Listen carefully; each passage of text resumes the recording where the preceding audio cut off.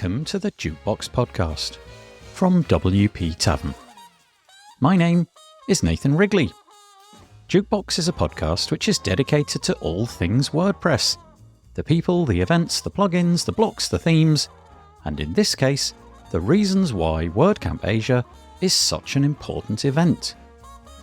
If you'd like to subscribe to the podcast, you can do that by searching for WP Tavern in your podcast player of choice, or by going to wptavern.com/feed/podcast, and you can copy that URL into most podcast players. If you have a topic that you'd like us to feature on the podcast, I'm keen to hear from you, and hopefully get you or your idea featured on the show. Head to wptavern.com/contact/jukebox and use the form there. So on the podcast today, we have Naoko Takano. A few days from now, from the 17th to the 19th of February 2023, to be precise, the first in-person WordCamp Asia will take place in Bangkok, Thailand. If you follow WordPress events closely, then I'm sure that you've seen the excitement mounting. Naoko is on the podcast today to talk about this important event, how it came to be, and why it matters. We start off getting some background on Naoko and her personal journey with WordPress. She's currently sponsored full-time by Automatic to work with the WordPress.org community and Polyglots teams. The conversation then turns to the event itself. It's sold out, but you can still take part by watching the live streams of the 3 tracks that are running. We talk about the fact that, although this is the first in-person WordCamp Asia, it should not have been. WordCamp Asia was in the books for 2020. More or less everything was planned and prepared, and then COVID struck. The timing could not have been worse. It was heartbreaking. Naoko talks about the disappointment felt by the community and how they've managed to maintain their commitment to making the event happen. The team that is putting on the current event contains some people from the cancelled 2020 event, but there's new members too. And they span many Asian countries, so there's a real diversity in the organisation. Towards the end of the podcast, we get into the important question of why we need a WordCamp Asia. Naoko makes the point that the other flagship WordPress events are not that accessible for some people. This could be because of the difficulty in acquiring visas for the US or Europe, but also the costs of travelling to the event and accommodation whilst there. It's hoped that WordCamp Asia will provide a chance for a whole new audience to attend in a location which is closer to home. We wrap up with Naoko explaining how WordCamp Asia aims to differ from the other events through their vision of being welcoming, nurturing, and experimental. If you're attending WordCamp Asia in person or online, this podcast will give you a new perspective on the event, and if you're not planning on being there, maybe this episode will make you rethink. If you're interested in finding out more, you can find all the links in the show notes by heading over to wptavern.com/podcast, where you'll find all the other episodes as well. And so, without further delay, I bring you Naoko Takano.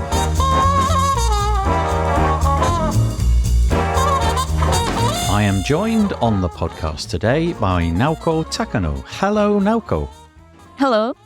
Very nice to have you on the podcast today. We're going to be talking today about a very exciting subject, a very new and exciting event called WordCamp Asia. We'll get onto why it's not quite as new as it may seem a little bit later. But first, Naoko, I wonder if you wouldn't mind just giving us a little potted history about yourself, about your relationship with WordPress, your history with WordPress and WordPress events and things like that. So it's over to you. Introduce yourself, please.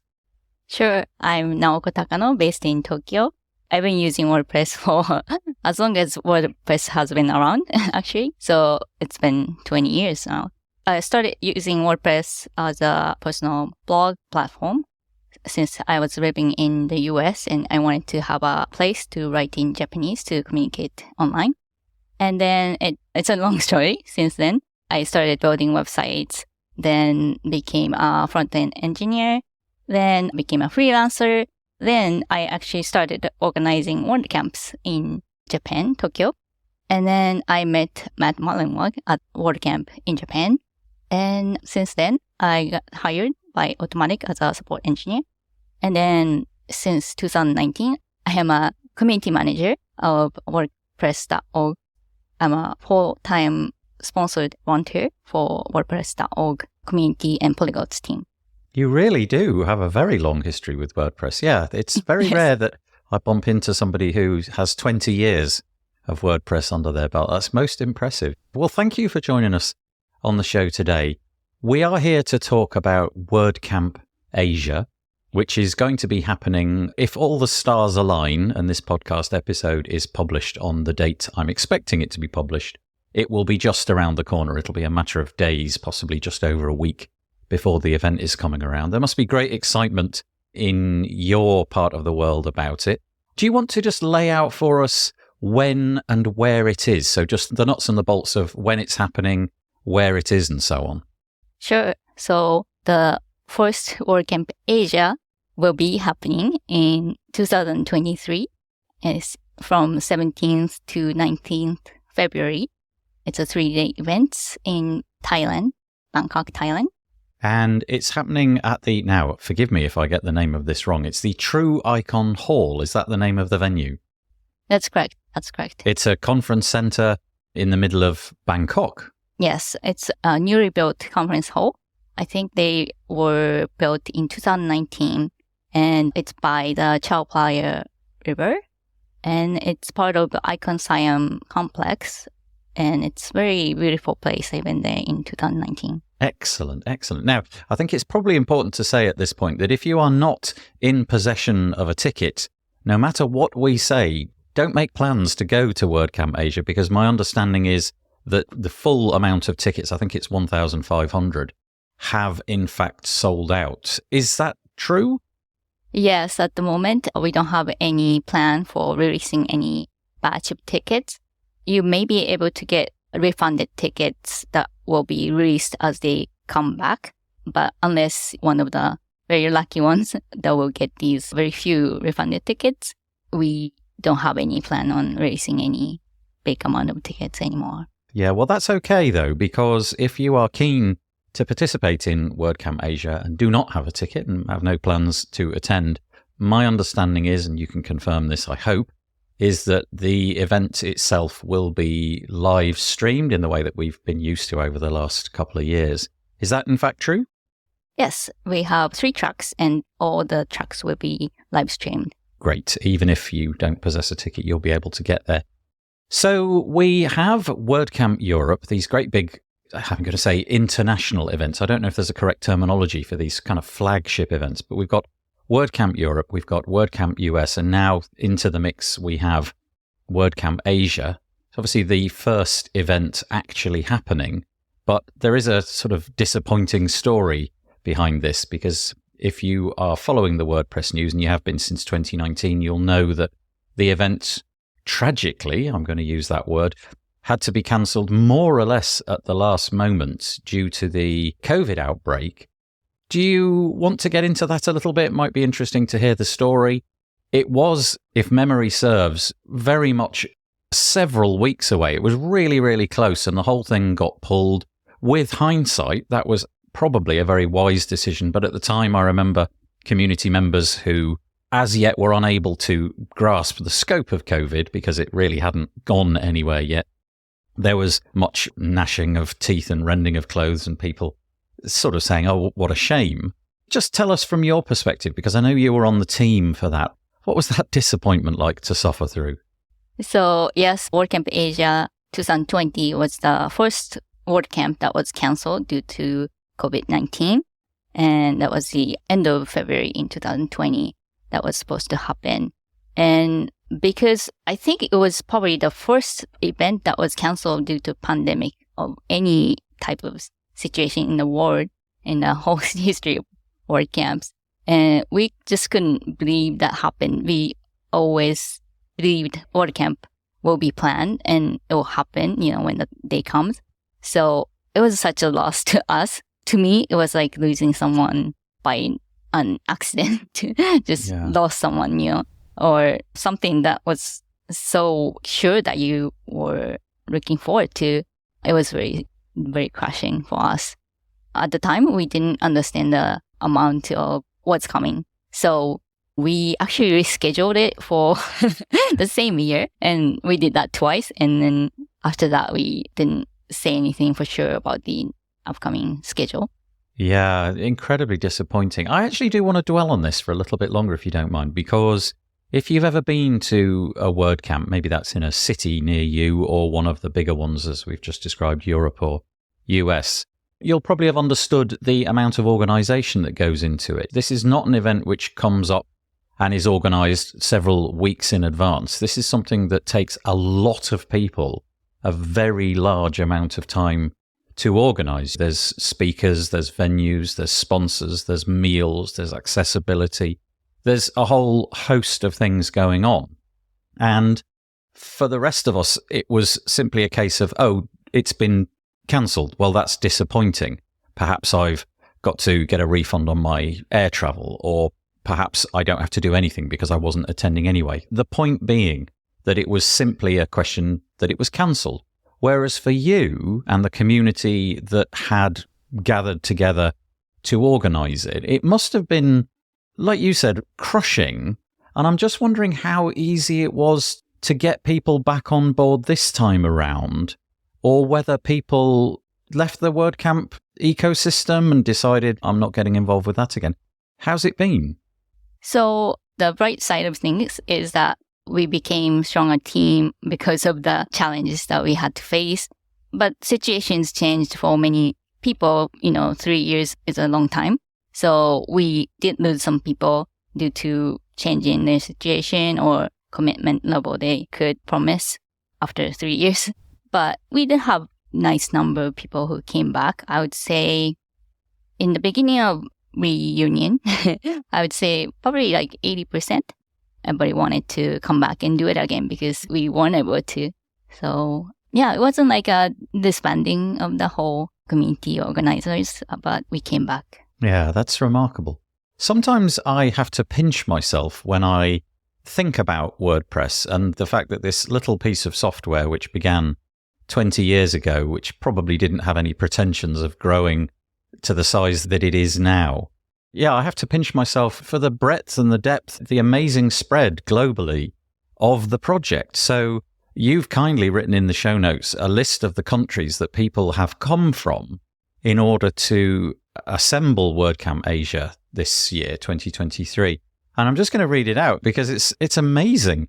So we've got participants, or volunteers, I should say, helping to organize from the following countries: Bangladesh, Bhutan, Hong Kong, India, Indonesia, Japan, Lebanon, Malaysia, Nepal, Pakistan, Philippines, Singapore, Taiwan, and Thailand. I mean, that's just remarkable. Very impressive. Yeah, I think that's why we were so fascinated and amazed with this community, because I think there's a rare chance that you get to work with such a diverse group of people around the world, around Asia. And in itself, organizing is interesting and learning experience, and also a community building experience, I think. Yeah. If I was to assist with the WordCamp US team, I'm guessing that a lot of them would come from the US. And so broadly speaking, their backgrounds would be quite similar. And although Europe is perhaps a little bit more different from country to country, if you go from the southern part of Europe to the northern part of Europe, there are differences in the cultures, but they're not tremendously different, shall we say. Whereas you've got from India to Pakistan to the Philippines to Taiwan and Thailand, that must be a really interesting collection of people, because I would imagine that the countries that they come from are very different in very great respects. Yeah, we have different culture, different style of communication. Only, I think, small percentage of us speak English as native language or day-to-day, everyday language. So there's big barrier around communication style. But as I said, it's also like an experience that you can't get outside of this community, especially as such tight group that you talk to every day. So that's the difference between other type of contribution in WordPress. WordCamp organization is very interesting in the experience that we get to learn about each other very deeply. Can I ask how you do the organization? We'll come into how long you've been preparing this event in a moment, but what are you using? I know that typically things like Slack may be involved, but also are you, broadly speaking, communicating in English across the team? How is it working? So what tools are you using and what language have you tended to default to? Yeah, so the communication tool that we use the most is Slack, and we are on it the same Slack separate from Make WordPress, and then we use English. But there are channels that are used by local members. For example, we have a Japanese channel to do some chit chat or ask question in our language, and local team has Thai channel to communicate with each other. But the overall language is in English, and we use Zoom to have meetings. So it's like work. If I was somebody living in, let's say, I don't know, just to pick one off the list, Nepal, and my English was not sufficient, let's say, to carry out the tasks that may be needed by a volunteer, what happens there? Is there any encouragement or anything that can be done, or is it essentially you would need a modest amount of English in order to participate, in order to communicate with the team? Or could somebody from, say, Nepal work with other Nepalese people speaking the language that they have? Nepali, I believe it is. I'm sorry for my ignorance there. Nepalese, I apologize. What do you do around all of that if somebody doesn't have the mastery of English that might be needed to communicate over the whole project? So we don't require mastery of English because that would be very hard barrier to participate. But we do vet organizers based on their community involvement in their local community. And also some English is of course needed, but you don't have to be able to speak fluently as long as they can communicate well. On Slack, you can use translation tool on your own. That's okay. So as long as you can communicate on Slack, we would like to see active community organizers regardless of English fluency. I understand. Yeah, thank you. Okay, so it's a silly question, but I'm going to ask it anyway. Why do we need a WordCamp Asia? We have lots of events. I'm imagining there's lots of WordCamps spread throughout Asia. But at some point, WordCamp Europe came along and WordCamp US. Why did the community feel there was a need for that? And I'm really just offering you that question so that you can answer it. I don't actually think, well, why do we need a WordCamp Asia? That's not the intention of the question.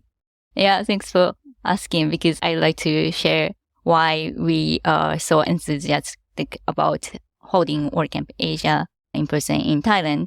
This might be little known, but there are very unique barriers to attending existing flagship events for residents in Asia, like obtaining visa to go to US is very, very hard for many people. For some people, Europe is also not easy to travel in terms of cost and time. And then also for people attending online, watching streaming in real time zone difference is very hard, both in US and Europe, to participate in real time. So we want to cater this event to Asian residents to have the same kind of experience that many of the organizers had experienced in WordCamp Europe, WordCamp US. And we want to bring this great feeling, great communication, connection to Asian community so that they can easily attend in an affordable price. Yeah, that's interesting. The affordable thing speaks for itself, I suppose. But in terms of the visas, that's a really interesting one. Obviously, it's completely outside of WordPress. It's a political thing. But my understanding is that in some jurisdictions, it is very difficult to get a visa, let's say, for the United States. And so you are really, it's an uphill struggle if you want to attend those events. And I'm expecting from what you've just said that the relationship between Asian countries is more open. So as an example, a visitor coming to Thailand, I'm guessing there's less barriers to actually applying for and successfully getting those visas. Yes, relatively speaking, especially Bangkok, we chose Bangkok as the first host city, mainly because visa accessibility and also flights from main Asian cities. So that's into our consideration for sure. Yeah, there's lots of amazing options in terms of flights, isn't there? But also Bangkok itself is such an amazing and vibrant city and has absolutely heaps of accommodation options as well, doesn't it? It's a really good place to kick it off for WordCamp Asia. Speaking of kicking it off, how did it all get started? I mean, obviously there was the event which was destined to happen in 2020, so we're going back before then. Were you part of the team? How did it actually all begin, and how did you assemble this event? Because you can't just suddenly announce, we're going to do WordCamp Asia. There must be an awful lot of backwards and forwards, perhaps talking to people at Automatic and various other organizations to get it all started. Do you know about how it all began? Yes, so the direct event that led to WordCamp Asia application was the Contributor Day at WordCamp Bangkok 2019. I wasn't attending actually, but a group of community organizers who had been traveling to go to different WordCamps outside of the country met in person, and they decided to apply at that time. But some of the same people had been traveling since, I would say, 2014, 15, and going to each other's countries or flagship events and making connections and becoming friends. And then from that kind of connection, this idea came around and it came to happen. Yes. And so how much time and, well, effort is harder to measure, but in terms of time, how long have you and the team been working on this version of WordCamp Asia? So the 2023 one, how far back do we go before you decided, yep, A, we're going to go for it, and B, it's going to be in February 2023? How much time have you been spending on this? So yeah, at the end of 2021, we reunited on a Zoom call and started talking about restarting this effort because we always wanted to find the time to come back to Bangkok. By the time of spring 2022, we started actually working on the event organizing. And through 2022, we've worked, and now it's getting really close. We are very excited about it. Nice. Now, in terms of the event itself, obviously the location is new and interesting for a whole selection of the audience, I imagine. Perhaps many of them have never been to Thailand in particular, perhaps never been to Asia. We'll wait and see how that all goes. So there's obviously that. It's going to be different because it's in a new and interesting part of the world for these flagship events. But in terms of the event from your perspective, what is the vision? What's the thing that you talk to people about when you say, okay, this is going to be great, this is going to be new and different? What's the vision that you're letting everybody know about? So yeah, as a WordCamp Asia organizing team, we didn't want to make another event that's just like WordCamp US or just like WordCamp Europe. That wasn't our intention. We wanted to make a unique event. We have 3 visions that are welcoming, nurturing, and experimental. So we wanted to create an event that's true to our culture, which is inclusive and diverse. And also we wanted to have this event because we wanted to nurture the community in Asia, not because we wanted to have this big event just because we all came together because of WordCamps. We became friends and community builders because of other WordCamps. So we want this event to ignite more communities in Asia. And also we wanted to do something different. So that's the experimental part. And we want to do the first event in Asia that's flagship. So we want to wow people with our creativity. Our design team is doing a great job, and I like to see how people feel when they come. Yeah, it's going to be really interesting seeing what people's reactions are. You've got 1,500 attendees. I don't know exactly how many people are involved on the organizing side, but it'd be interesting to see what the conversations are like in the hall. How is this different? What are we enjoying about it? As much for the location, Thailand and Bangkok and all of that, it'd be really interesting to see what people's discussions are. So the vision can be boiled down to 3 words. It's going to be welcoming, it's going to be nurturing, and it's going to be experimental. in terms of, well, sadly, getting back to COVID, which one doesn't really want to, but it appears, certainly at this point in time, COVID has become part of the news cycle again. It felt, in my country at least anyway, that it had dropped off and it wasn't being talked about. And more recently, it is getting some more attention. So I'm just wondering if there's anything that you need to disseminate in terms of masking or restrictions or vaccinations, anything like that, which Thailand may enforce, or indeed just your event is enforcing, because that's probably a very important component of people's safety should they decide to attend in person.